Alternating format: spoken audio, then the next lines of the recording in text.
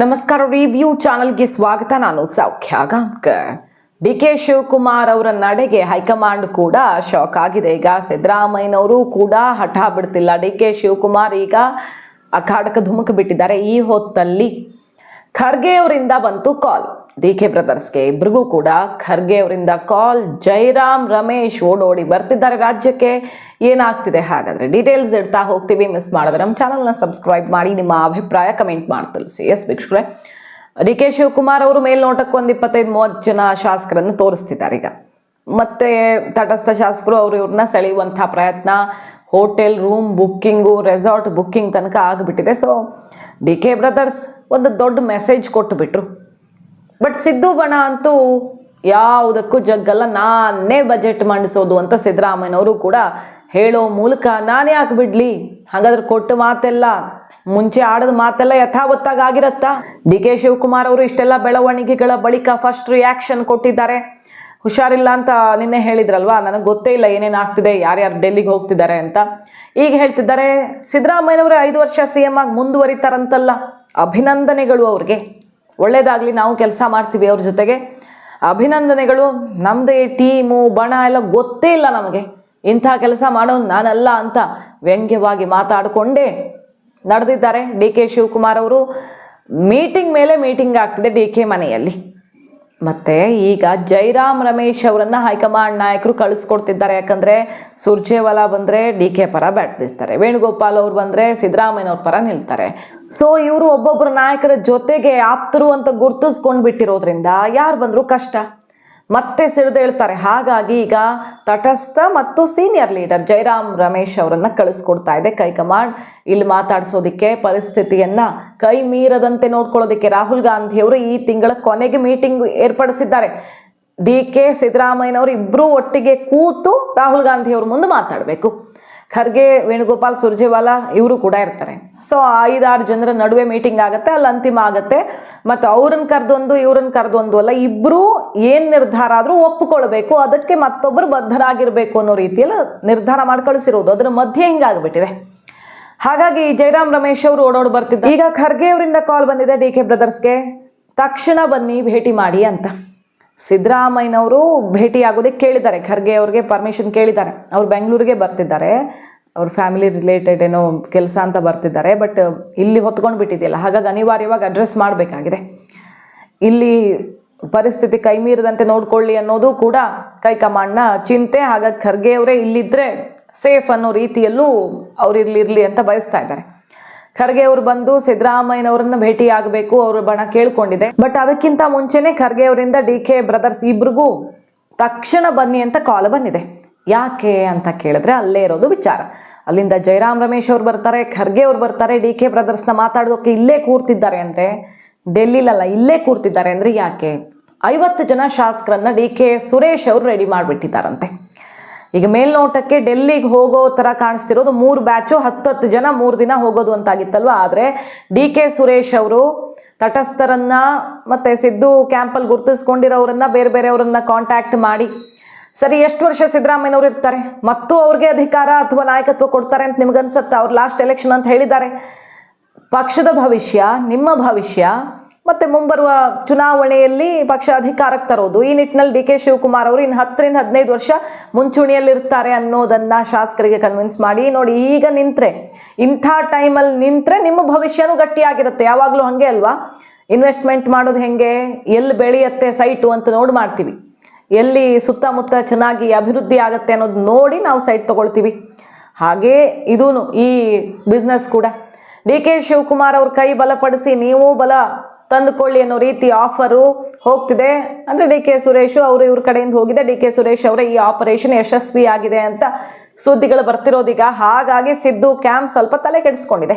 ಇನ್ನು ಡಿ.ಕೆ. ಶಿವಕುಮಾರ್ ಅವರು ಜೈಲಿಗೆ ಹೋಗಿದ್ದಾರೆ. ಜೈಲಿಗೆ ಹೋಗಿ ವೀರೇಂದ್ರ ಪಪ್ಪಿ ಮತ್ತು ವಿನಯ್ ಕುಲಕರ್ಣಿ, ಈ ಕಾಂಗ್ರೆಸ್ನ ಶಾಸಕರು ಯಾರು ಜೈಲು ವಾಸದಲ್ಲಿದ್ದಾರಲ್ಲ ಅವರನ್ನು ಭೇಟಿಯಾಗಿ ಅವರ ವಿಶ್ವಾಸನೂ, ಅಂದರೆ ನಾಳೆ ಒಂದೊಂದು ನಂಬರು ಇಂಪಾರ್ಟೆಂಟ್ ಅನ್ನೋ ಲೆಕ್ಕಕ್ಕೆ ಬಿದ್ದುಬಿಟ್ಟಿದ್ದಾರೆ ಡಿ.ಕೆ. ಶಿವಕುಮಾರ್ ಅವರು. ಈ ಬ್ಯುಸಿಲಿ ತಕ್ಷಣ ಇವತ್ತೇ ಹೋಗಿ ಆ ಇಬ್ಬರು MLAಗಳನ್ನು ಮಾತಾಡಿಸೋ ಅರ್ಜೆಂಟ್ ಏನಿತ್ತು. ಸೊ ಏನೋ ಒಂದು ದೊಡ್ಡ ಪ್ಲಾನ್ ಮಾಡ್ಕೊಂಡಿದ್ದಾರೆ ಡಿ.ಕೆ. ಅಂತ ಅನಿಸ್ತಿದೆ. ವಿನಯ್ ಕುಲಕರ್ಣಿ ಮತ್ತು ವೀರೇಂದ್ರ ಪಪ್ಪಿ ಅವ್ರ ಜೊತೆಗೂ ಮಾತುಕತೆ ನಡೆಸಿಬಿಟ್ಟಿದ್ದಾರೆ ಡಿ.ಕೆ.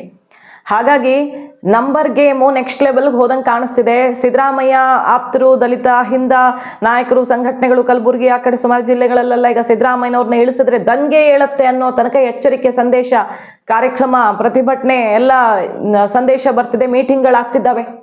ಸೊ ಒಂದು ರೀತಿ ಕ್ಷಿಪ್ರ ಕ್ರಾಂತಿಯ ರೀತಿ ಕಾಣಿಸ್ತಿದೆ ವಾತಾವರಣ ನೋಡಿದ್ರೆ. ಸಿದ್ದು ಬೆನ್ನಿಗೆ ನಿಂತು ಅಹಿಂದ ನಾಯಕರು ಮತ್ತು ಸಮುದಾಯ ಎದ್ದೆದ್ದು ಬರ್ತಾ ಇದೆ ಅಂದರೆ ಏನೋ ದೊಡ್ಡ ಬೆಳವಣಿಗೆ ಆಗಕ್ಕೆ ಬಿಡಬಾರ್ದು ಅಂತ ಅವ್ರ ಕಡೆಯವರು ಕೂಡ ಸಿಡ್ದಿರೋದು. ಈಗ 50 ಶಾಸಕರನ್ನ ತೋರಿಸೋದಕ್ಕೆ ರೆಡಿ ಆಗಿದ್ದಾರಂತೆ ಈಗ ಡಿ ಕೆ. ಅಂಥ ಟೈಮ್ ಬಂದರೆ ಸರಿ, ಇವ್ರಿಗೇನು ಬಲನೇ ಇಲ್ಲ, ಹಾಗಾದ್ರೆ ಡಿ ಕೆ ಶಿವಕುಮಾರ್ ಏನು ಮಾಡಿದ್ರೂ ಕೂಡ ಸುಮ್ಮನಾಗ್ತಾರೆ. ನಾಳೆ ಆಗಲ್ಲಪ್ಪ, ಏನು ಮಾಡೋಕ್ಕಾಗಲ್ಲ, ಪಕ್ಷ ನಿಷ್ಠೆ, ಪಕ್ಷ ಕಟ್ಟಿದವ್ರು ತುಂಬ ಜನ ಇದ್ದಾರೆ, ಖರ್ಗೆ ಅವರೇ ಇಲ್ವಾ, ಖರ್ಗೆ ಅವರು 50 ವರ್ಷ ದುಡ್ದಿದ್ದಾರೆ, ಅವರು CM ಆಗಿಲ್ವಪ್ಪ, ಏನು ಮಾಡೋದು ಅನ್ನೋ ರೀತಿಯಲ್ಲಿ ಡಿ ಕೆ ಶಿವಕುಮಾರ್ ಅವ್ರು ಬಾಯಿ ಮುಚ್ಚಕ್ಕೆ ನೋಡ್ಬೋದು.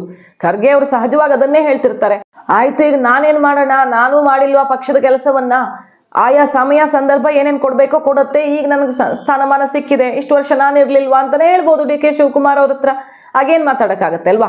ಆ ರೀತಿ ಸುಮ್ಮನಾಗಕ್ಕೆ ರೆಡಿ ಇಲ್ಲ ಡಿ ಕೆ ಶಿವಕುಮಾರ್ ಅವರು. ಹಾಗಾಗಿ ಈ ಅಧಿಕಾರ ಹಂಚಿಕೆಯ ಒಪ್ಪಂದ ಮಾತನ್ನ ಮುರಿತಾರೆ ಅಂದರೆ ಸಿದ್ದರಾಮಯ್ಯನವರು ಮತ್ತು ಹೈಕಮಾಂಡ್ ನಾಯಕರು, ನಂದೇ ಬೇರೆ ದಾರಿಲಿ ಹೋಗ್ತೀನಿ ಅಂತ ಈಗ 50 ಶಾಸಕರ ತಂಡ ಕಟ್ಟೇ ಬಿಟ್ಟಿದ್ದಾರಂತೆ. ಸೊ ಯತ್ನಾಳ್ ಹೇಳಿದ್ದೇ ನಿಜ ಆಯ್ತಾ? 50 ಶಾಸಕರನ್ನ ರೆಡಿ ಮಾಡ್ಕೊಂಡಿದ್ದಾರೆ ಡಿ ಕೆ ಅಂತ ಅವ್ರು ಹೇಳಿದ್ರು. ಅವತ್ತಿಂದ ಹೇಳ್ತಿದ್ರು, ಇವತ್ತು ಮತ್ತೆ ಹೇಳಿದ್ರು BJPಗೆ ಬರ್ತಾರೆ, CM ಆಗ್ತಾರೆ ಅಂತ. BJPಗೆ ಬರ್ತಾರೆ ವರ್ಷನ್ ಎಷ್ಟು ಸತ್ಯನೋ ಬಿಟ್ಟಿದ್ದು. ಆದರೆ 50 ಶಾಸಕರನ್ನ ರೆಡಿ ಮಾಡಿಕೊಂಡು ಹೈಕಮಾಂಡ್ಗೆ ಶಕ್ತಿ ತೋರಿಸೋದಿಕ್ಕೆ, ನಾನು ಮುಖ್ಯಮಂತ್ರಿ ಆಗೋದಿಕ್ಕೆ ಅರ್ಹತೆ ಹೊಂದಿದ್ದೀನಾ ಇಲ್ವಾ ನಂಬರ್ ನೋಡಿ ಡಿಸೈಡ್ ಮಾಡಿ 50 ಶಾಸಕರಿದ್ದಾರೆ. ನಾಳೆ ನೀವು ಅಧಿಕಾರ ಕೊಡ್ತೀರಿ ಅಂತಾದರೆ ನನ್ನ ಜೊತೆಗೂ ಬಹುಮತಕ್ಕೆ ಬೇಕಾಗಿರೋಷ್ಟು ಶಾಸಕರು ಕೂರ್ತಾರೆ.